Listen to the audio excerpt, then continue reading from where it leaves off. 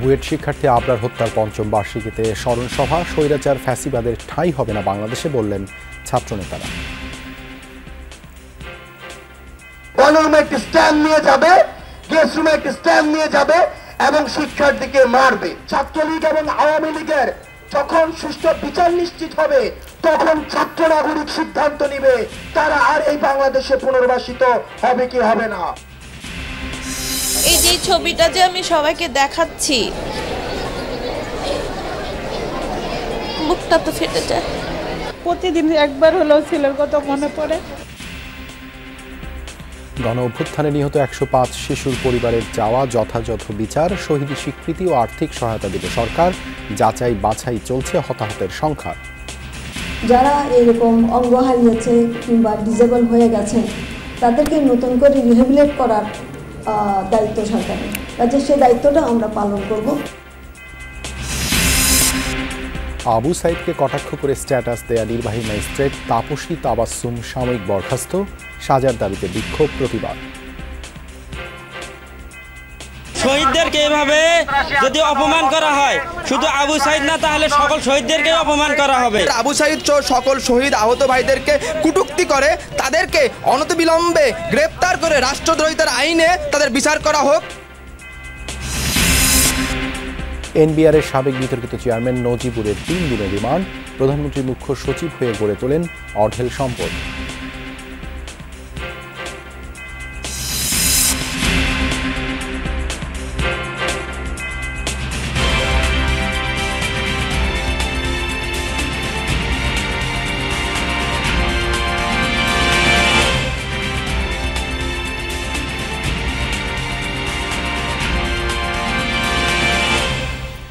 আমন্ত্রণ যমুনা নিউজে আপনাদের সঙ্গে আছি আমি দেবাশিস রঞ্জন সরকার। এতক্ষণ শিরোনাম দেখছিলেন।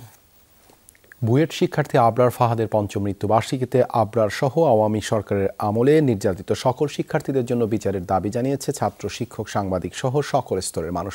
দিনটিকে জাতীয় আগ্রাসন বিরোধী দিবস ঘোষণার পাশাপাশি শিক্ষা প্রতিষ্ঠানের রাজনীতি বন্ধ ও গণরুম সংস্কৃতি থেকে বেরিয়ে আসার আহ্বান জানান ছাত্রনেতারা।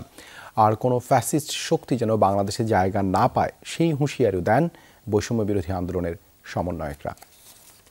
আমাদের কিছুই করার ছিল না, আমাদের কিছুই করার কিছুই করার ছিল না, ছিল হয়তো, কিন্তু আমাদের অতটুকু সাহস তো ছিল না, সৎ সাহসটুকু ছিল না যে আমরা কিছু করতে পেরেছি। এভাবেই 7 অক্টোবর 2019 সালে বুয়েটের মেধাবী ছাত্র আবরার ফাহাদকে নির্যাতন করে হত্যার ভয়াল রাতের স্মৃতিচারণ করছিলেন আবরারের বন্ধু আহনাফ। আবরার ফাহাদের বাবা ও ছোট ভাই তুলে ধরেন আবরার ফাহাদের বিচার কার্যে দীর্ঘসূত্রিতা ও নানা জটিলতার চিত্র। 2 বছর ধরে আমরা তো কোর্টে আসা যাওয়া করেছি, তারপর আমাদের কেসে রায় হয়েছে প্রায় 3 বছর, আমরা তো এখনো আমাদের হত্যার বিচার পাইনি।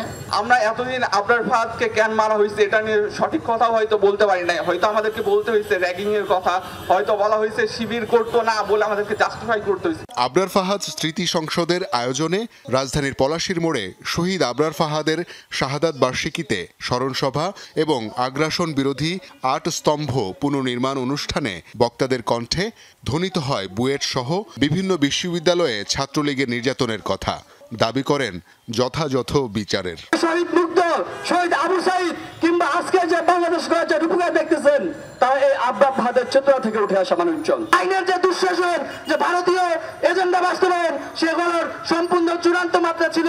বহির্ভূতভাবে এবং নিজেদের এখতিয়ার ছাড়া কোনো মানুষের গায়ে একটা ফুলের টোকাও দিব না। 7 অক্টোবরকে আগ্রাসন বিরোধী দিবস হিসেবে ঘোষণা করতে হবে। সভায় বিগত বছরগুলোতে আওয়ামী নির্যাতনের নানা তথ্য উপাত্ত তুলে ধরেন বৈষম্য বিরোধী ছাত্র আন্দোলনের অন্যতম সমন্বয়ক। বলেন সেসব ঘটনায় জড়িত প্রশ্রয়দানকারী সকল ব্যক্তি ও সংগঠনের বিচার করতে হবে। ছাত্রলীগ নামধারী কিছু লোক বিশ্বাস এক প্রকার মাদকাসক্তের মতো হয়ে যেত, তার উদ্দেশ্যই থাকতো গণরুমে একটি স্ট্যাম্প নিয়ে যাবে, গেস্ট রুমে একটি স্ট্যাম্প নিয়ে যাবে এবং শিক্ষার্থীকে মারবে। ছাত্রলীগ এবং আওয়ামী লীগের যখন সুষ্ঠু বিচার নিশ্চিত হবে তখন ছাত্র নাগরিক সিদ্ধান্ত নিবে তারা আর এই বাংলাদেশে পুনর্বাসিত হবে কি হবে না। সভায় বক্তব্য রাখেন দৈনিক আমার দেশ পত্রিকার সম্পাদক মাহমুদুর রহমান। অন্তর্বর্তীকালীন সরকারকে বিপ্লবী সরকার হিসেবে দায়িত্ব নিয়ে বর্তমান সংবিধান পরিবর্তনের পরামর্শ দেন তিনি। আপনি রাষ্ট্রপতির দায়িত্ব গ্রহণ করুন। সমাবেশ শেষে 2022 সালে গুড়িয়ে দেয়া শহীদ আবরার ফাহাদের স্মরণে নির্মিত 8 স্তম্ভ পুনর্নির্মাণের ভিত্তিপ্রস্তর উন্মোচন করা হয়। শওকত মঞ্জুর শান্ত, যমুনা নিউজ, ঢাকা। বিশ্ব শিশু দিবসে ছাত্র জনতার আন্দোলনে শহীদ 105 শিশুর পরিবারকে সম্মাননা, স্বীকৃতি আর অনুদান দিল মহিলা ও শিশু বিষয়ক মন্ত্রণালয়।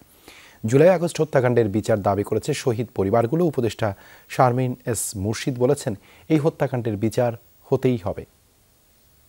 এইটা গায়ে দিয়ে বৃহস্পতিবার আন্দোলন করছে, আর এই দেখেন এখনো ঘেরান আসতেছে, আর এই হইলে স্কুল ড্রেস, এইটা আমি এখনো ধুই নাই। আমার ছেলের এই যে ঘাম, আমি এখনো এটা শুকিয়ে শুকিয়ে রাখতেছি। সবই আছে আগের মতো, নেই কেবল প্রাণ ভ্রমরা। কোটা সংস্কার আন্দোলন ঘিরে শহীদ শিশু কিশোরের পরিবারগুলোর কান্না যেন শেষই হয় না। আমরা রাত্রিরে লাশ খুঁজতে গেছি, যাইয়ে দেই সরারদির হাসপাতালের বারান্দায় লাশ আর লাশ, আমাকে মর্গে ঢুকতে দেয় নাই। Savar cantonment public school and কলেজের শিক্ষার্থী সাফওয়ানের প্রাণ যায় 5 আগস্ট বিজয় মিছিলে। আমার ছেলের আকাশ ছোঁয়া স্বপ্ন ছিল, আমার একটাই ছেলে আর একটা মেয়ে প্রতিবন্ধী। বিএএফ শাহিন কলেজের আহনাফ আর ফিরবে না। মায়ের কাছে সে ঘর যেন স্মৃতির কারাগার। আকাশ পরিণত হয়েছে বর্ণহীন এক হাহাকারে। এই যে ছবিটা যে আমি সবাইকে দেখাচ্ছি, বুকটা তো ফেটে যায়। ছাত্র জনতার আন্দোলনে প্রাণ গেছে এমন 105 শিশুর। কেউ আন্দোলনে, কেউ খেলতে গিয়ে, কেউ নিজ ঘরে জানালায় বা ছাদে গুলিবিদ্ধ হয়ে শহীদ। বিশ্ব শিশু দিবসে একসাথে 105 পরিবার, সবার দাবি হত্যার বিচার চাই। মুরগির গোশ, গরুর গোশ খুবই পছন্দ করত। এই 2 মাসের মধ্যে আমি এখনো খাই না। প্রতিদিন একবার হলেও ছেলের কথা মনে পড়ে। বাবা মা তো আমরা, এই জন্য অনেক কষ্টে আছি এখন। সব শহীদদের মাদের হয়ে সবার জন্য বিচার চাই। আমার ছেলেরও বিচার চাই। যতগুলা বাচ্চা এভাবে গুলি খেয়ে মারা গেছে, এটা বিচার আমি চাই। শিশু দিবসের আয়োজন পরিণত হয় এক হৃদয় বিদারক পরিস্থিতির। শহীদ শিশুদের অভিভাবকদের হাতে স্বীকৃতি স্মারক তুলে দেন মহিলা ও শিশু বিষয়ক উপদেষ্টা শারমিন এস মুর্শিদ। উপদেষ্টা বলেন, 50 বছর ধরে যে সমাজ আর রাজনীতি তৈরি করেছে আগের প্রজন্ম, তা এই প্রজন্ম বয়কট করেছে। প্রাণ দিয়ে তারা নতুন দেশ গঠন শুরু করেছে। এই হত্যাকাণ্ডের বিচার হতেই হবে। যত ভুল আমরা করেছি, যত অমানবিক কাজ আমরা করেছি, যত আমরা মানুষকে সাথে নিয়ে চলতে পারিনি, নিজেদের অহম দিয়ে গড়ে তুলেছি, অহংকার দিয়ে গড়ে তুলেছি, টাকার স্তূপ করেছি, দেশটাকে নিঃস্ব করেছি, চুরি করেছি, ডাকাতি করেছি, সব বিদেশে পাচার করে দিয়েছি, বাচ্চাদেরকে বিদেশে পাচার করে দিয়েছি, করে দিয়ে একটা নিঃস্ব দেশ ফেলে এখন পালিয়েছি। সেই বিচারটা কিন্তু আমাদেরও চাওয়া, এবং সেই বিচার হতে হবে। শারমিন মুর্শিদ বলেন, এবার ভালোবাসা দিয়ে দেশ গঠনের সময়। নিশ্চিত হবে সকল শিশুর অধিকার আর মর্যাদা। এবার আমরা শক্ত হাতে একটা একটা করে ইট ভাঙবো। আখলাকুস সাফা, যমুনা নিউজ, ঢাকা। চিকিৎসা ও পুনর্বাসনের নামে গণঅভ্যুত্থানে আহতদের একটি অংশকে মাঠে নামিয়ে অস্থিরতা সৃষ্টির অভিযোগ করেছেন স্বাস্থ্য উপদেষ্টা। বলেন, চিকিৎসার আগে চাকুরি ও পুনর্বাসন করা যাবে না। দায়িত্বপ্রাপ্ত সমন্বয়করা একই কথা বলেছেন। মন্ত্রণালয় জানিয়েছে, এখন পর্যন্ত নিহত 737 ও আহতের সংখ্যা 22,907 জন। স্বাস্থ্য সুরক্ষা অধ্যাদেশের খসড়া উপদেষ্টা পরিষদের বৈঠকে তুলতে আরও 1 সপ্তাহ লাগতে পারে বলে জানিয়েছেন স্বাস্থ্য উপদেষ্টা। গণ অভ্যুত্থানে আহত ছাত্র জনতার কেউ কেউ চিকিৎসা ও পুনর্বাসন নিয়ে ক্ষুব্ধ। রবিবার রাজু ভাস্কর্যে সমাবেশ করে সরকার ও সমন্বয়কদের কঠোর সমালোচনা করেছেন তারা। 160 জনের একটা সমন্বয়কের লিস্ট হয়েছে, সেখানে কোনো আহত আছে, কোনো চক্ষুহারা আছে, কোনো পাহারা আছে? তাহলে পাহারা এরা কি অপরাধ করছে? ইনফেকশন অবস্থা আমাকে রিলিজ দিয়ে দিচ্ছে, আমাকে বাসায় পাঠিয়ে দিচ্ছে। 2টা গুলি আছে, একটা বার করছে, একটা রয়েছে, মানে একটা কি করবে এটা কোনো উদ্যোগ নাই। স্বাস্থ্য উপদেষ্টা বলেছেন, অভ্যুত্থানে আহতদের চিকিৎসা, পুনর্বাসন ও নিহতদের পরিবারকে সহায়তায় দায়িত্ব নিয়ে কাজ করছে সরকার। একটি পক্ষ এই কাজকে বিতর্কিত করতেই বিক্ষুব্ধদের মাঠে নামিয়েছে বলে অভিযোগ করেছেন তিনি। এ সময় এক চিকিৎসা সমন্বয়কও তাদের অবস্থান ব্যাখ্যা করেন। তারা রাজু ভাস্কর্যে যে আন্দোলনের গেছে, কেন গেছে, তাহলে পার্থক্যটা আপনারা বুঝতে পারবেন। আমি সেটার জবাব এখন দিব না। এই যে 200 জন পেশেন্ট হাসপাতালে ভর্তি আছে, তারা কিন্তু এখন আমাদের ফার্স্ট প্রায়োরিটি লিস্টে, রাইট? আর পুনর্বাসন বা তাদের যে চাকরি দেওয়ার যে প্রক্রিয়া বা এটা কিন্তু একটা দীর্ঘমেয়াদী পরিকল্পনা। তারপরেও আমি বলবো যে সেক্ষেত্রে শুধু স্বাস্থ্য মন্ত্রণালয় না, আরও অনেক মন্ত্রণালয়কে এগিয়ে আসতে হবে। কেউ তাদেরকে অর্গানাইজ করছে, তাদেরকে ভুল পথে নিয়ে যাচ্ছে। এখন এটা তারা ভুল তথ্য নিচ্ছে কিংবা কেউ ভুল তথ্য দিচ্ছে, কেউ সাজিয়ে গুজিয়ে অস্থির পরিবেশ তৈরি করার জন্য এগুলো বলছে। আমি জানি না সেটা। ছাত্ররা 1500-এর বেশি নিহতের তথ্য দিলেও স্বাস্থ্য মন্ত্রণালয় এখন পর্যন্ত 737 জন নিহতের তালিকা তৈরি করেছে, আর আহত 22,907 জন। এর মধ্যে চোখে আঘাত পেয়েছেন 400 জন, তাদের 350 জন এক চোখ ও 2 চোখ হারিয়েছেন 35 জন। সরকারের দিক থেকে একটা আগাগোড়া একটা ঘোষণা ছিল, যারা এরকম অঙ্গ হারিয়েছে কিংবা ডিসেবল হয়ে গেছে তাদেরকে নতুন করে রিহেবিলিটেট করার দায়িত্ব সরকারের কাজে। সেই দায়িত্বটা আমরা পালন করব এবং সেটা হয়তো আমরা স্বাস্থ্যগত যে রিহেবিলিটেশন এটা আমরা করব, কিন্তু তারপরে যখন সে ভালো হয়ে যাবে তাকে পুনর্বাসন করার দায়িত্বটা সরকার নেবে, এটা সেই ভঙ্গিতেই বলা আছে। তার জন্য একটা ফান্ডও করা হয়েছে। রোগী, চিকিৎসক ও স্বাস্থ্যকর্মীদের স্বার্থে 1 সপ্তাহের মধ্যে স্বাস্থ্য সুরক্ষা অধ্যাদেশের খসড়া উপদেষ্টা পরিষদে তোলা হতে পারে বলে জানিয়েছেন নীতি নির্ধারকরা। রোগী, চিকিৎসক, সাধারণ মানুষ, অ্যাটেন্ডেন্ট এবং আমাদের সামগ্রিক চিকিৎসা ব্যবস্থা সবার জন্য যেন সুরক্ষা নিরাপত্তার ব্যবস্থা থাকে। আপনারা দেখেছেন যে ইদানিং বেশ কিছু ঘটনা ঘটেছে, দুঃখজনক ঘটনা ঘটেছে। এটাতে যেটা হয় আমাদের নিজেদের মধ্যে আস্থা তৈরি হয়। উপদেষ্টা জানান, স্বাস্থ্য মন্ত্রণালয় এখনই জেনেরিক নাম অনুযায়ী ওষুধের দাম নির্ধারণের উদ্যোগ নিতে চায় না। আলমগীর স্বপন, যমুনা নিউজ, ঢাকা। অবশেষে সাময়িক বরখাস্ত হলেন শহীদ আবু সাইদকে কটাক্ষ করা সহকারী কমিশনার তাপসী তাবাসসুম উর্মি। এর আগে তাকে ওএসডি করা হয়েছিল। ফেসবুকে স্ট্যাটাসে প্রধান উপদেষ্টা সম্পর্কেও আপত্তিকর মন্তব্য করেছিলেন তিনি। এর প্রতিবাদে রংপুর ও ঢাকা সহ দেশের বিভিন্ন স্থানে বিক্ষোভ করে তার স্থায়ী বহিষ্কার ও শাস্তির দাবি জানিয়েছে বৈষম্য বিরোধী ছাত্র আন্দোলন।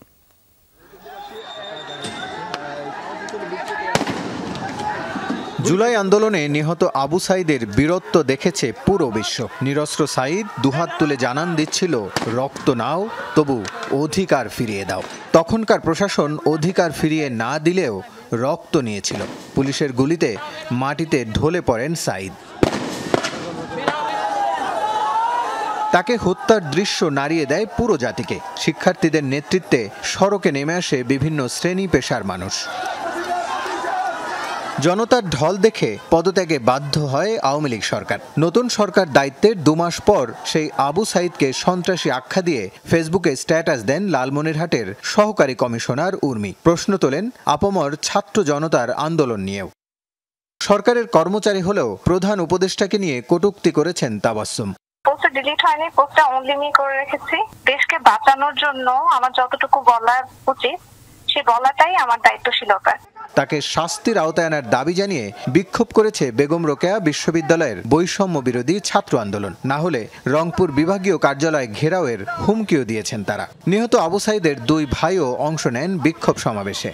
যদি এই সব শহীদদেরকে এভাবে যদি অপমান করা হয়, শুধু আবু সাইদ না তাহলে সকল শহীদদেরকে অপমান করা হবে। আমার ভাই দেশের ন্যায়ের পথে জীবনকে উৎসর্গ করে দিয়েছে এবং ভিডিও ফুটেজে এটা পরিষ্কার। স্বৈরাচার পালিয়ে গেলেও স্বৈরাচারের দোসররা এখনো প্রশাসনিক কাঠামোতে বিদ্যমান। রাষ্ট্রদ্রোহিতার আইনে তাদের বিচার করা হোক। আবু সাইদকে যদি না চিনে থাকেন, বেগম রোকেয়া বিশ্ববিদ্যালয়ে আসবেন, ইংরেজি বিভাগে আসবেন। জুলাই বিপ্লবের মহানায়ক আবু সাইদকে সন্ত্রাসী বলার প্রতিবাদে গণবিক্ষোভ কর্মসূচি করেছে জাস্টিস ফর জুলাই নামের একটি সংগঠন। ঢাকা বিশ্ববিদ্যালয়ের রাজু ভাস্কর্যের পাদদেশে বক্তারা বলেন, জুলাই বিপ্লবের স্পিরিট নষ্ট করার ষড়যন্ত্র চলছে। তারই অংশ তাপস্বী তাবাসসুম উর্মি। নতুন দেশের উপরে দাঁড়িয়ে যে আসলে শহীদদের অপমান করার মতো ধৃষ্টতা দেখায়, সেই সরকারি কর্মকর্তাকে অনতিবিলম্বে চাকরিচ্যুত করতে হবে। বিচার আমরা পাইনি, অথচ তাদেরকে এই দেশে বিশৃঙ্খলাকারী, সন্ত্রাসী বলে মন্তব্য করা হচ্ছে। প্রশাসনকে বলতে চাই, আপনারা অনতিবিলম্বে আমাদের শহীদ পরিবার ভাইদের পাশে দাঁড়ান। তাদের যদি অবদানকে আপনারা অস্বীকার করতে চান, তার বিরুদ্ধে আমরা সবসময়ই দাঁড়াবো। গণহত্যাকারীর দোসররা এখনো যেখানে লুকিয়ে আছে, এখনো যারা বাংলাদেশকে অস্থিতিশীল করতে চাইছে, তাদের বিরুদ্ধে অবশ্যই সরকারের কিছু করার আছে। কেবল সাময়িক নয়, তাবাসসুম উর্মিকে স্থায়ী বহিষ্কার ও গ্রেফতারের দাবি জানিয়েছে বৈষম্য বিরোধী ছাত্র আন্দোলন। Rasel Ahmed, Jamuna news, Dhaka. GPH quantum B600TR বাংলাদেশের উচ্চ শক্তি সম্পন্ন একমাত্র রড। ওয়েস্ট্রিকৃত নির্বাহী ম্যাজিস্ট্রেট তাপসী তাবাসসুম উর্মিকে স্থায়ীভাবে চাকরিচ্যুতি করে বিচারের মুখোমুখি করতে 24 ঘন্টার আলটিমেটাম দিয়েছে সমন্বয়ক রাফি। সন্ধ্যায় চট্টগ্রামের 16 শহর রেল স্টেশনে আবরার ফাহাদের স্মরণে ও ম্যাজিস্ট্রেট উর্মির অপসারণের দাবিতে পূর্ব ঘোষিত কর্মসূচিতে এই আলটিমেটাম দেন রাফি। অন্যথায় বৈষম্য বিরোধী ছাত্র সমাজ দাবি আদায়ে আবারও মাঠে নামবে বলে হুঁশিয়ারি দেন তিনি। এর আগে অবস্থান কর্মসূচিতে অংশ নেন চট্টগ্রাম বিশ্ববিদ্যালয়, প্রাইভেট ইউনিভার্সিটি সহ বিভিন্ন স্কুল কলেজের শিক্ষার্থীরা। এ সময় তারা আবরার ফাহাদের হত্যাকাণ্ডে জড়িত সকলকে দ্রুত সর্বোচ্চ বিচারের আওতায় আনার দাবি জানান।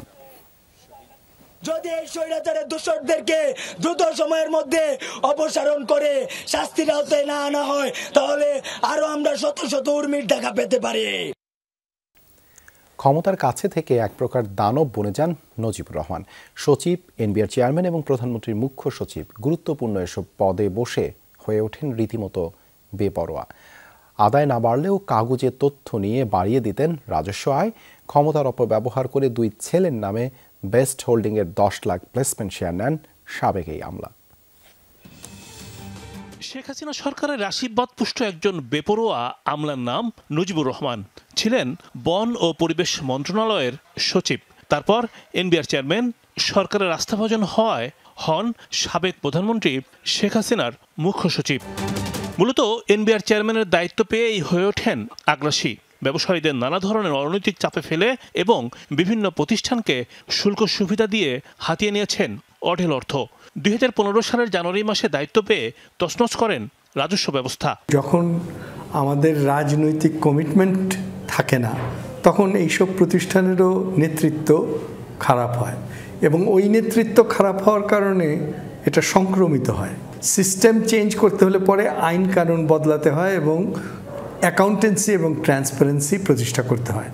সেটা খালি নজিবুর রহমানকে ধরলে হবে না। তার দায়িত্ব পালনের প্রায় 3 বছরে ভেঙে পড়ে রাজস্ব খাত।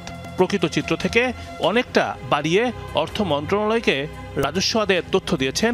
3 অর্থ বছরে রাজস্ব আদায় বাড়িয়ে দেখান 33,365 কোটি টাকা। কাগজে রাজস্ব আয়ের হিসাব ধরে বাজেট বড় করে সরকার, শেষ পর্যন্ত তা ছেটে ফেলতে হয়। অলরেডি যেসব খারাপ লোকরা চলে এসে দুর্নীতি স্বজনপ্রীতি করেছে, তাদেরকে শাস্তি দিলে একটা ভীতি সৃষ্টি হবে। এখন যারা আছে তারা দুর্নীতি করার সাহস পাবে না। ক্ষেত্র প্রস্তুত না করেই ভ্যাট আইন কার্যকরের নেপথ্যের কুশীলব ছিলেন নজিবুর রহমান। ব্যবসায়ী সহ সব ধরনের কঠিন সমালোচনার পরও 2015 সালে ভ্যাট আইন কার্যকরে সরকারকে উৎসাহিত করেন তিনি। উচ্চ ভ্যাট হার বহালের পক্ষে ছিল তার অবস্থান। শেষ পর্যন্ত ব্যবসায়ী ও শিক্ষার্থীদের আন্দোলনের মুখে আইন প্রত্যাহারে তখন বাধ্য হয় সরকার। যে পরিমাণ ট্যাক্স কেটেছে সেই পরিমাণ ট্যাক্স আমার হয় না, হয়তো 4 ভাগের 1 ভাগ হচ্ছে, তাহলে 3 ভাগ বেশি নিয়ে রাখছে। এই টাকাটা ফেরত দেওয়ার অথবা কোথাও সমন্বয় করা অথবা পরবর্তী বছরের জন্য জমিয়ে রাখার কোনো বিধান সেখানে রাখা হয় নাই। আইন করে সেটাকে বন্ধ করে দেওয়া হয়েছে। ক্ষমতার প্রভাব খাটিয়ে বাসা সংস্কারে অনিয়মের আশ্রয় নেন মুজিবুর রহমান। চাপে পড়ে টেন্ডার ছাড়াই তখন 1,30,00,000 টাকার সংস্কার কাজ করে গণপূর্ত অধিদপ্তর। পরবর্তীতে প্রধানমন্ত্রীর মুখ্য সচিব হয়ে গড়ে তোলেন অঢেল সম্পদ। বেস্ট হোল্ডিংয়ের লা মেরিডিয়ান হোটেল পুঁজিবাজারে তালিকাভুক্তিতে তিনি নেন 3 কোটি টাকা। এই অর্থের প্লেসমেন্ট শেয়ার নেন নজিবুর রহমান। রিমন রহমান, যমুনা নিউজ, ঢাকা। দুর্গাপূজার নিরাপত্তায় কোনো শঙ্কা নেই বলে জানিয়েছেন পুলিশের মহাপরিদর্শক মোহাম্মদ মইনুল ইসলাম। তবে আইন শৃঙ্খলা বাহিনী সতর্ক আছে বলেও জানান তিনি। পুলিশ মহাপরিদর্শক বলেন, উৎসব আয়োজন ঘিরেও কোনো অপতৎপরতার সুযোগ নেই। কেউ কোনো বিশৃঙ্খলা করলে তার বিরুদ্ধে কঠোর পদক্ষেপ নেওয়া হবে বলে হুঁশিয়ার করেছেন পুলিশের মহাপরিদর্শক। বুধবার মহাষষ্ঠীর মধ্য দিয়ে শুরু হচ্ছে শারদীয় দুর্গা উৎসব। চলছে শেষ মুহূর্তের প্রস্তুতি। কিন্তু রাজনৈতিক পট পরিবর্তনের পর এবারের শারদ উৎসব ঘিরে সনাতন ধর্মাবলম্বীদের কারো কারো মাঝে দেখা দিয়েছে শঙ্কা। তাদের আশ্বস্ত করতেই রাজধানীর ঢাকেশ্বরী মন্দিরে পুলিশের মহাপরিদর্শক জানান, কোনো ভয় নেই। দেশের সব পূজা মণ্ডপে কঠোর নিরাপত্তা ব্যবস্থা নেওয়া হয়েছে। যে কোনো জায়গায়, যে কোনো পূজা মণ্ডপে যদি কেউ শান্তি শৃঙ্খলা বিঘ্ন ঘটায়, যদি কেউ অপতৎপর চালায়, সেই ক্ষেত্রে তাৎক্ষণিক দ্রুত ব্যবস্থা নেওয়া হবে। কোথাও কোনো ধরনের বিশৃঙ্খলা অপতৎপরতার কোনো সুযোগ নাই। আইজিপি জানান, পূজা মণ্ডপে পুলিশের পাশাপাশি আনসার এবং সশস্ত্র বাহিনীর সদস্যরাও নিরাপত্তার দায়িত্বে থাকবেন। জঙ্গি সংগঠনের যারা জামিনে আছে তাদের ওপর নজরদারি চলছে বলেও জানান আইজিপি। কেউ জঙ্গি তৎপরতা করবে বা আইএসআই বা অন্য কোনো সংগঠনের ভাব আদর্শে চলবে, সেটার কোনো সুযোগ নাই। ইতিমধ্যে আপনারা দেখেছেন যে হিজবুত তাহরির, এটা নিষিদ্ধ সংগঠন, তার যে মূল সমন্বয়ক, মিডিয়া সমন্বয়ক, তাকে আমরা গ্রেপ্তার করেছি। জঙ্গি এবং সন্ত্রাসী যারা বের হয়েছে তাদের উপর আমাদের নজরদারি সেটি কিন্তু অব্যাহত আছে। কেউ যদি আবারও কোনো সন্ত্রাসী কার্যকলাপ জড়িত হয়ে পড়ে, কেউ যদি জঙ্গি কার্যকলাপ জড়িত হয়, সেই ক্ষেত্রে তাদেরকে বিহাইন্ড দ্য বার্স থাকতে হবে।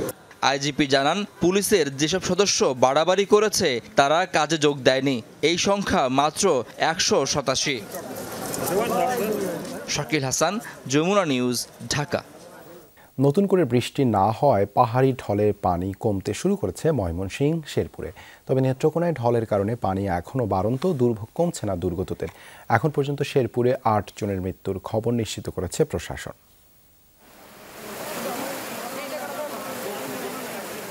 3 দিন ধরে পানি ঢুকছে লোকালয়। সোমেশ্বরী, কংস আর উবদাখালী নদীর পানি বইছে বিপদসীমার উপরে। প্লাবিত হচ্ছে নতুন নতুন এলাকা। দুর্গাপুর, কলমাকান্দা সহ নেত্রকোনার 5 উপজেলার 1.5 শতাধিক গ্রাম জলমগ্ন। পানিবন্দী লক্ষাধিক মানুষ। ভেসে গেছে পুকুরের মাছ, ডুবেছে ফসল।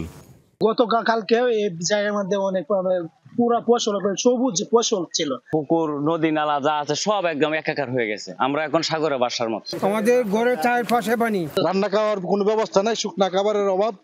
মহারশী নদীর ভাঙ্গা বাঁধ দিয়ে পানি ঢুকছে শেরপুরের লোকালয়ে। জলমগ্ন 5 উপজেলার 1.5 লাখের বেশি মানুষ। খোলা হয়েছে আশ্রয় কেন্দ্র। বাড়িঘর ছেড়ে সেখানে ঠাঁই নিয়েছেন অনেকে। খাবার ও বিশুদ্ধ পানির চরম সংকট দেখা দিয়েছে। সরকারি বেসরকারি উদ্যোগে কিছু ত্রাণ বিতরণ হলেও তা প্রয়োজনের তুলনায় খুবই কম। না খায়া রয়েছি 4 দিন ধরে বন্যা, আজকে এই যে চাল ডাল পাইলাম। শুকনো খাবারের পাশাপাশি আমরা রান্না করা খাবারও মানুষের কাছে পৌঁছে দিচ্ছি। কতদিন পর্যন্ত চালাবে এটা? যতদিন পর্যন্ত এই বন্যা পরিস্থিতি মানুষের দুর্ভোগ লাঘব না হবে ততদিন পর্যন্ত আমরা এই কার্যক্রম চলমান রাখবো। ময়মনসিংহের ধোবাউড়া ও হালুয়াঘাটের 19টি ইউনিয়নের 80টি গ্রাম জলমগ্ন। দর্শা ও নেতাই নদীর পানিতে প্লাবিত বিস্তীর্ণ অঞ্চল। জলমগ্ন বাড়িঘর, রাস্তাঘাট। পানি ঢুকে পড়েছে সরকারি প্রতিষ্ঠান আর হাসপাতালে। দুর্ভোগে লাখো মানুষ। অনেকে আশ্রয় নিয়েছেন বিভিন্ন শিক্ষা প্রতিষ্ঠানের ভবনে। দেখা দিয়েছে খাবার সংকট। আমরা সাধারণ মানুষজন তো আছে, আমাদের ছাত্ররা কিন্তু বিভিন্ন সোর্স থেকে ত্রাণ কালেক্ট করছে। উপজেলা থেকে সমন্বয় করে দিচ্ছি যাতে কোনো গ্রাম আনঅ্যাটেন্ডেড না থাকে বা এক জায়গায় যাতে ডুপ্লিকেশন না হয়। ভারী বৃষ্টি না হলে 3 জেলায় দ্রুত পরিস্থিতি উন্নতির পূর্বাভাস দিয়েছে আবহাওয়া অফিস। আমিন বাবু, যমুনা নিউজ। রাষ্ট্রবিজ্ঞানী অধ্যাপক আলী রিয়াজকে প্রধান করে 9 সদস্যের সংবিধান সংস্কার কমিশনের গেজেট প্রকাশ করেছে মন্ত্রিপরিষদ বিভাগ। সোমবার মন্ত্রিপরিষদ সচিব মোহাম্মদ মাহবুব হোসেনের সই করা গেজেটে এ তথ্য জানানো হয়। এই কমিটির অন্যান্য সদস্যরা হলেন ঢাকা বিশ্ববিদ্যালয়ের অধ্যাপক সুমাইয়া খায়ের ও অধ্যাপক মোহাম্মদ ইকরামুল হক, ব্যারিস্টার ইমরান সিদ্দিকী, সুপ্রিম কোর্টের আইনজীবী ডক্টর শরীফ ভুইয়া, ব্যারিস্টার এম মঈন আলম ফিরোজী, লেখক ফিরোজ আহমেদ, মানবাধিকার কর্মী মোহাম্মদ মুস্তাইন বিল্লাহ, শিক্ষার্থী প্রতিনিধি মোহাম্মদ মাহফুজ আলম। 90 দিনের মধ্যে প্রতিবেদন জমা দেবে এই কমিটি। এর আগে গত 3 অক্টোবর নির্বাচন ব্যবস্থা সংস্কার কমিশন, পুলিশ সংস্কার কমিশন, বিচার বিভাগ সংস্কার কমিশন, দুর্নীতি দমন সংস্কার কমিশন এবং জনপ্রশাসন সংস্কার কমিশন গঠন করে গেজেট প্রকাশ করা হয়। মাতারবাড়িতে গভীর সমুদ্র বন্দর নির্মাণ করবে সরকার। এতে ব্যয় হবে 24,000 কোটি টাকা। প্রকল্পে আংশিক ঋণ দেবে জাপান। নির্মাণেও সহযোগিতা করবে দেশটি। জাতীয় অর্থনৈতিক পরিষদের নির্বাহী কমিটি একনেক সভায় এই প্রকল্পের সংশোধনী প্রস্তাব অনুমোদন হয়। পরিকল্পনা উপদেষ্টা জানান, সমুদ্র বন্দর নির্মাণের সার্বিক বিবেচনায় জাপান এগিয়ে আছে। এটিই হবে বর্তমান সরকারের সবচেয়ে বড় প্রকল্প।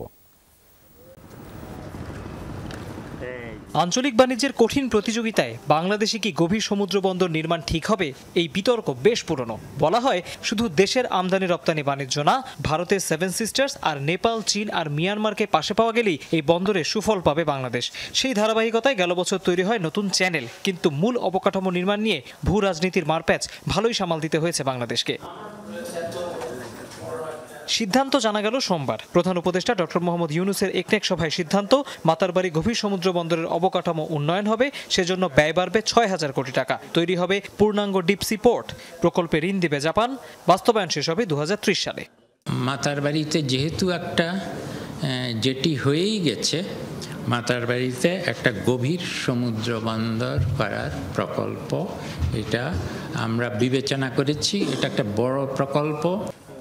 সাংবাদিকদের প্রশ্ন ছিল, এত দেশের মাঝে কেন জাপানকেই নির্বাচন করলো বর্তমান সরকার? চীন করবে না ভারত করবে নিয়ে বহু টানাপোড়েন চলছিল, কোনো কিছুই হচ্ছিল না। এটা যে কারণে বললাম একটা ভূ রাজনৈতিক তাৎপর্যপূর্ণ একটা বড় প্রকল্প। এবং আমরা ভাবলাম যে জাপান কিন্তু একটা দেশ যেটা অত্যন্ত, আমি আগেই বলেছি, খুব সহজ শর্তে ঋণ দেয়। উপদেষ্টা জানান, যেসব প্রকল্পের মেয়াদ বৃদ্ধি হচ্ছে সেখানেও ব্যয়ের যৌক্তিকতা খতিয়ে দেখা হচ্ছে। সেই ধারাবাহিকতায় এবার প্রজেক্টের গাড়ির হিসাবও নেবে সরকার। কত গাড়ি আসলে আছে এবং সেই গাড়িগুলা কিভাবে ব্যবহার হচ্ছে, কতদিন এগুলা টিকে থাকে, এবং যেই গাড়িগুলো ব্যবহার শেষ হয়ে গেছে, প্রকল্প শেষ হয়ে গেছে, সেগুলো ওখানে বসে বসে নষ্ট না হওয়ার থেকে বরং অন্য কাজে ব্যবহার করে নতুন গাড়ি যাতে না কেনা হয়। একনেক সভায় ২৪,৪১২ কোটি টাকা ব্যয়ে ৪টি প্রকল্প অনুমোদন হয়। তৌহিদ হোসেন, যমুনা নিউজ, ঢাকা। বিএনপি কর্মী আমিনুল হত্যার অভিযোগে পল্টন থানার মামলায় সাবেক মন্ত্রী সাবের হোসেন চৌধুরীকে 5 দিনের পুলিশ রিমান্ড দিয়েছেন আদালত। 3 দিনের পুলিশ হেফাজতে পাঠানো হয়েছে সাবেক 2 সচিব নজিবুর রহমান ও আমিনুল খানকে। বিকেলে আসামিদের হাজির করে উভয় পক্ষের শুনানি শেষে বিচারক জামিন নামঞ্জুর করে রিমান্ড দেন। কোর্ট এলাকায় আসামিদের উপর ডিম নিক্ষেপের পাশাপাশি এদিন সবুজবাগ এলাকার ছাত্রলীগ নেতাদের মারধর করেছেন বিএনপি কর্মীরা। সাবেক মন্ত্রী সাবের হোসেন চৌধুরীকে 2022 সালে বিএনপি কর্মী আমিনুলকে হত্যার মামলায় গ্রেপ্তার দেখানো হয়। বিকেলে আনা হয় আদালতে তোলার সময় ডিম ছোড়ে বিএনপি কর্মীরা।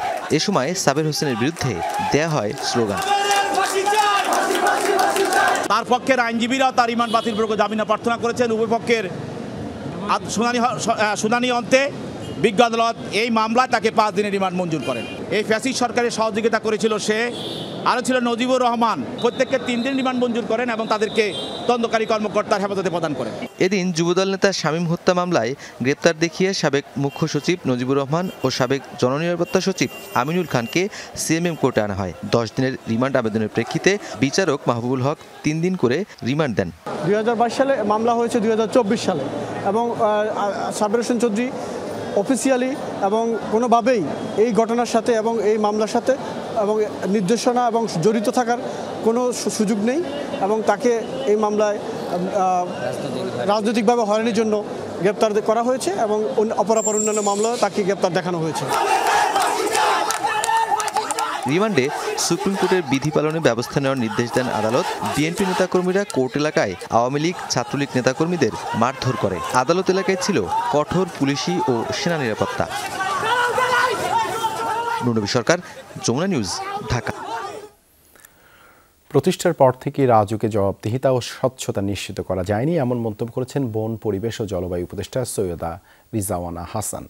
সামনের দিনগুলোতে পরিবেশ ধ্বংস না করে নগরায়নের পক্ষে মত দেন তিনি। বিশ্ব বসতি দিবসের আলোচনায় গৃহায়ন উপদেষ্টা আদিলুর রহমান বলেন, কোটা পদ্ধতি বাদ দিয়ে আবাসন ব্যবস্থা উন্মুক্ত রাখা উচিত। দেশের সর্বশেষ জনশুমারি অনুসারে রাজধানীতে 2,70,00,000 মানুষের বাস, প্রায় 1.5 কোটির নিজস্ব আবাসন নেই। ঘন বসতিপূর্ণ এই নগরী দখল দূষণে জর্জরিত। দিন দিন বাসযোগ্য অবস্থা হারাচ্ছে ঢাকা। এমন প্রেক্ষাপটে পালিত হচ্ছে 39তম বিশ্ব বসতি দিবস। ঢাকার অধিকাংশ আবাসন অপরিকল্পিত হয়, নগরীর দুর্ভোগ যেন নিত্যসঙ্গী। এক্ষেত্রে রাজুকের স্বচ্ছতা ও জবাবদিহিতা নেই বলে মন্তব্য করেন পরিবেশ উপদেষ্টা। বসতি মানে কিন্তু আমার একটা খালি বাসা থাকবে তা না, বসতি মানে একটা বাসযোগ্য অবস্থানে আমি থাকবো, সেটা নগর দর্শনটা কি হওয়া উচিত এটা ঠিক করে ঢাকার জন্য একটি সুনির্দিষ্ট কর্মপরিকল্পনা করা হোক। আমি ড্যাবকে বাতিলের কথা বলছি না, কিন্তু ড্যাব তো আসলে পেশাজীবীদের ড্যাব। আমার আপনার ড্যাব হোক, আমার আপনার কর্মপরিকল্পনা হোক। বসতি দিবসের অনুষ্ঠানে গৃহায়ণ উপদেষ্টা কোটায় রাজুকের প্লট বরাদ্দের কড়া সমালোচনা করেন, বলেন এটি সবার জন্য উন্মুক্ত থাকা উচিত। সমস্ত কোটা উঠিয়ে দেন, জনগণের জন্য উন্মুক্ত করে দেন না কেন? সমস্ত কোটা উঠিয়ে দিয়ে লটারির মাধ্যমে কেন ঢাকা শহরের জমি দেওয়া হয় না? আমরা যদি তরুণদের সম্পৃক্ত করে নগর উন্নয়নের ক্ষেত্রে পরিকল্পনা নিতে চাই, তাহলে এটা এখনই শুরু করা দরকার, কারণ এর পরে করতে গেলে হয়তো অনেক দেরি হয়ে যাবে।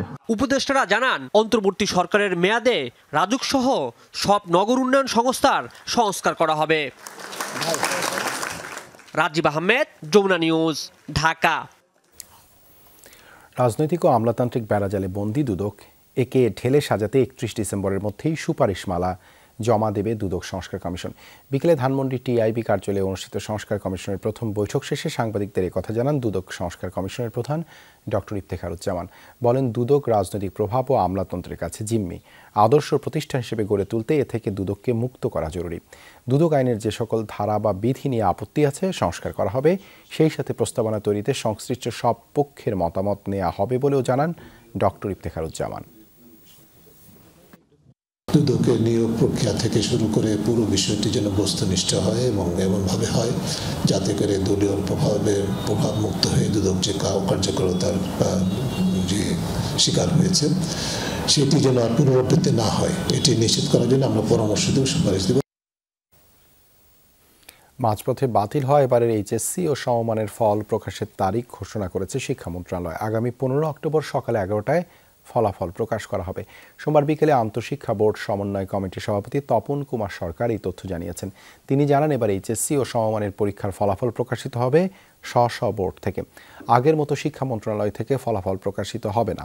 ইতিমধ্যে যেসব বিষয়ে পরীক্ষা হয়ে গেছে সেগুলোর উত্তরপত্র মূল্যায়ন করে ফলাফল প্রকাশ করা হবে, আর যেসব বিষয়ে পরীক্ষা হয়নি সেগুলোর ফলাফল প্রকাশ করা হবে এসএসসি বা সমমানের পরীক্ষার ফলের ভিত্তিতে বিষয় ম্যাপিং করে। এবার 11টি বোর্ডের এইচএসসি ও সমমানের পরীক্ষায় অংশগ্রহণ করে 14.5 লাখ শিক্ষার্থী। আগামী 15 অক্টোবর সকাল 11টায় উচ্চ মাধ্যমিক ও সমমান পরীক্ষার ফলাফল প্রকাশ করা হবে। 600 বোর্ডের চেয়ারম্যান মহোদয়গণ একযোগে তার নিজস্ব বোর্ড থেকে এই রেজাল্ট প্রকাশ করবেন। যে কয়টি বিষয়ের পরীক্ষা হয়েছে সেগুলো উত্তরপত্র মূল্যায়ন এবং যেগুলোর পরীক্ষা হয়নি সেগুলো এসএসসির রেজাল্ট থেকে সাবজেক্ট ম্যাপিং এর মাধ্যমে ফলাফল প্রকাশ করা হবে। অংশীজনদের সঙ্গে বসে তাদের পরামর্শ নিয়ে গণমাধ্যম সংস্কার কমিশন ঘোষণা করতে চান তথ্য ও সম্প্রচার মন্ত্রণালয়ের উপদেষ্টা মোহাম্মদ নাহিদ ইসলাম। সোমবার জাতীয় প্রেস ক্লাবে সংবাদ মাধ্যমের সংস্কার কেন কিভাবে শীর্ষক এক মুক্ত আলোচনায় তথ্য উপদেষ্টা কথা বলেন জুলাই বিপ্লব সাংবাদিকদের জন্য বড় কেস স্টাডি। গণমাধ্যম সংস্কার কমিশন গঠন বিষয়ে বলে এটি নিয়ে বিভিন্ন অংশীজনের সঙ্গে আনুষ্ঠানিক ও অনানুষ্ঠানিক ভাবেই বসছেন। সম্পাদক পরিষদের সঙ্গে বসা হয়েছে, বিভিন্ন পক্ষের সঙ্গে বসা এখনও শেষ হয়নি। সব পক্ষের সঙ্গে বসে তাদের পরামর্শ নিয়ে তাঁরা এই সংস্কার কমিশন ঘোষণা করতে চান। এ সময় প্রধান উপদেষ্টার প্রেস সচিব শফিকুল আলম সাংবাদিকরা যাতে মুক্ত পরিবেশে গর্বের সঙ্গে সাংবাদিকতা করতে পারেন সেজন্য মাঠের সাংবাদিকদের অ্যাক্টিভিজম বাড়ানোর উপর গুরুত্ব দেন। বলেন, প্রথাগত অ্যাক্টিভিজমের জায়গাগুলো ব্যর্থ হয়েছে।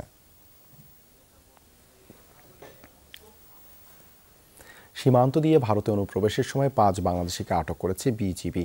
সোমবার রাতে পঞ্চগড় সীমান্তের সুইয়ের পাড় এলাকা থেকে তাদের আটক করা হয়। এ সময় তাদের কাছ থেকে ভারতীয় ও বাংলাদেশি টাকাসহ কয়েকটি মোবাইল জব্দ করা হয়। বিজিবি জানায়, গোপন সংবাদের ভিত্তিতে সুইয়ের পাড় এলাকায় অভিযান চালায় বিজিবি সদস্য। এ সময় ভারতে অবৈধভাবে প্রবেশের চেষ্টা করা কিশোর, পরিমল, নিত্যানন্দ, সঞ্জয় ও কল্যাণকে আটক করা হয়।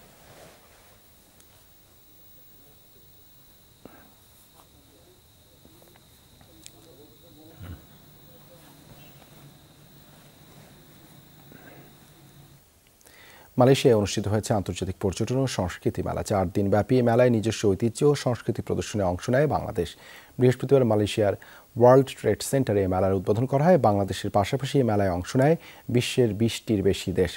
মেলার শেষ দিন অনুষ্ঠিত হয় সাংস্কৃতিক অনুষ্ঠান। সেখানে বাংলাদেশ সহ আরও 6টি দেশ তাদের নিজস্ব নাচ গান পরিবেশন করে। এ সময় বাংলাদেশে উপস্থিত ছিলেন মালয়েশিয়ার দূতাবাস প্রধান প্রণব কুমার ভট্টাচার্য, কাউন্সিলর ফারহানা আহমেদ চৌধুরী, সুফি আবদুল্লাহিল মারুফ, প্রণব কুমার ঘোষ সহ দেশটিতে বসবাসরত প্রবাসী বাংলাদেশিরা।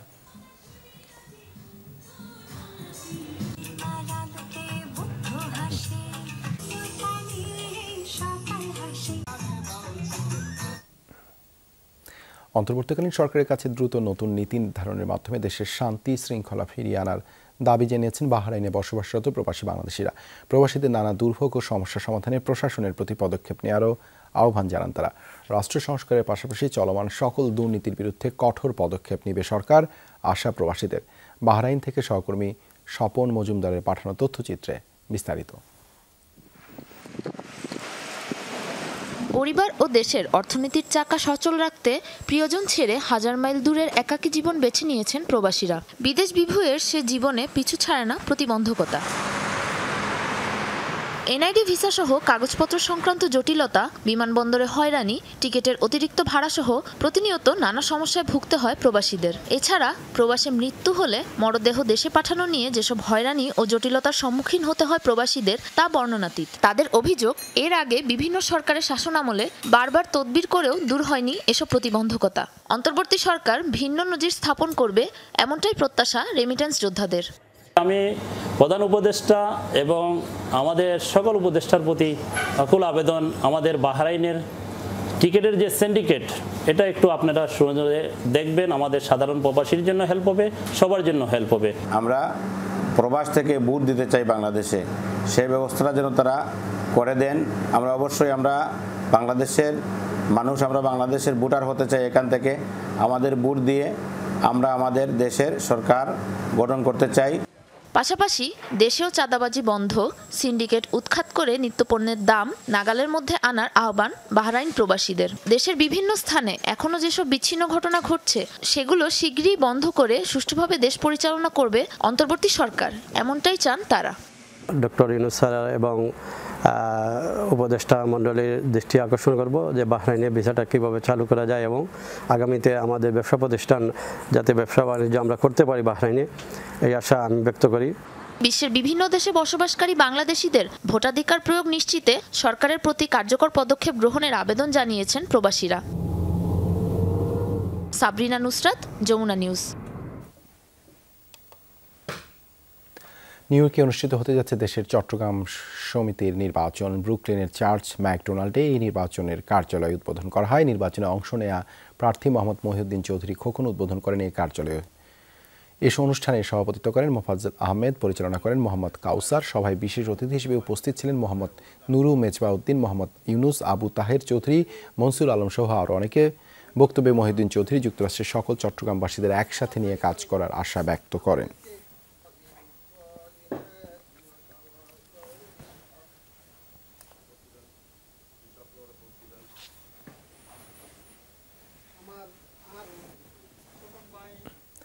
ক্রিকেটারের ছদ্মবেশে শ্রমিক অনুপ্রবেশ করানোর দায়ে একটি চক্রের 21 বাংলাদেশিকে আটক করেছে মালয়েশিয়ার অভিবাসন বিভাগ। বৃহস্পতিবার একটি অভিযানে আটক করা হয় তাদের। আটককৃতদের মধ্যে আছে চক্রটির 3 জন মূল হোতা। কুয়ালালামপুরের চেরাসের নিকটবর্তী এক এলাকায় অভিযান চালিয়ে আটক করা হয় তাদের। কর্তৃপক্ষের চোখ ফাঁকি দিয়ে অভিবাসীদের ক্রিকেটারের পোশাক পরিয়ে মালয়েশিয়ায় অনুপ্রবেশ করায় চক্রটি। কুয়ালালামপুরের একটি হোটেলও বুক করা হয় তাদের নামে। এই অভিযানে 18টি বাংলাদেশি পাসপোর্ট, 990 রিঙ্গিত মালয়েশিয়ান অর্থসহ ক্রীড়া প্রতিযোগিতায় অংশগ্রহণের আমন্ত্রণপত্র উদ্ধার করা হয়। চক্রটি গেল 4 মাস ধরে নগদ অর্থের বিনিময়ে বাংলাদেশিদের অবৈধভাবে মালয়েশিয়া পাচার করে আসছে বলে ধারণা করছে প্রশাসন। এ বিষয়ে চলছে তদন্ত। লেবাননে নজিরবিহীন ইসরায়েলি হামলায় বিপর্যস্ত প্রবাসী বাংলাদেশিদের খাদ্য, আশ্রয়সহ সব ধরনের জরুরি সহায়তা দিচ্ছে দেশটির বাংলাদেশ দূতাবাস। চালু আছে জরুরি হটলাইন ও হেল্পলাইন। শুধু তাই নয়, দ্রুতই লেবাননের অপেক্ষাকৃত নিরাপদ স্থানগুলোতে প্রবাসীদের জন্য চালু করা হবে কনসিউলার সেবা। লেবানন থেকে সহকর্মী বাবু সাহার পাঠানো তথ্য ও ফুটেজ নিয়ে ডেস্ক রিপোর্ট। ইসরায়েলি হামলায় ব্যাপক ক্ষতির শিকার লেবাননের দক্ষিণ ও পূর্বাঞ্চল, বিশেষ করে বৈরুতের রফিক হারিরি বিমানবন্দর ও দাহি এলাকা। হামলায় স্বাভাবিক জীবনযাত্রা চরমভাবে ব্যাহত হয়েছে এসব স্থানে বসবাসরত প্রবাসী বাংলাদেশিদের। চোখের সামনে ধ্বংস হয়ে গেছে বাড়িঘর। নিঃস্ব অবস্থায় দাহি ও বৈরুতের আশ্রয়কেন্দ্রে আছেন কমপক্ষে ৩,০০০ প্রবাসী বাংলাদেশি।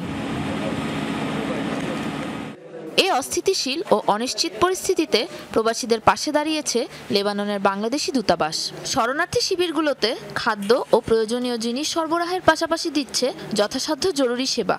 আমরা দূতাবাস থেকে নিয়মিতভাবে ঢাকায় ঊর্ধ্বতন কর্তৃপক্ষকে জানাচ্ছি এবং আমি আশা করছি শীঘ্রই দূতাবাসে যে চলমান সাহায্য প্রদান কার্যক্রম চালু আছে তার পরিসর আমরা সংশ্লিষ্ট মন্ত্রণালয়ের সিদ্ধান্তের আলোকে আরও বাড়াতে পারব। প্রবাসীদের জন্য চালু আছে জরুরি সেবা। যে কোনো সময় হেল্পলাইন নম্বরে কল করে পাওয়া যাবে সব রকম সাহায্য।